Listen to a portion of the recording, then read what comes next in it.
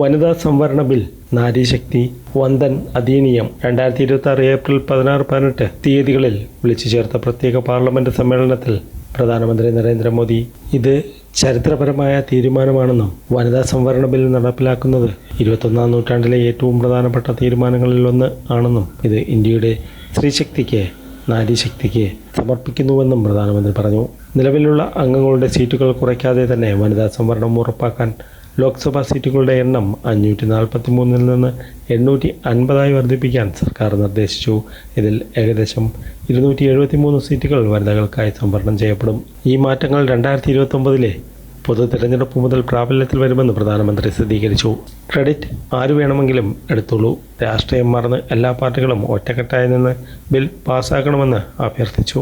ദക്ഷിണേന്ത്യൻ സംസ്ഥാനങ്ങളിലെ സീറ്റുകൾ കുറയില്ലെന്ന ഉറപ്പും അദ്ദേഹം നൽകി. ഏപ്രിൽ 16 മുതൽ 18 വരെ നീണ്ടുനിന്ന 3 ദിവസത്തെ പ്രത്യേക സമ്മേളനത്തിലാണ് വനിതാ സംവരണ ബിൽ, മണ്ഡല പുനർനിർണയ ബിൽ എന്നിവ അവതരിപ്പിച്ചത്.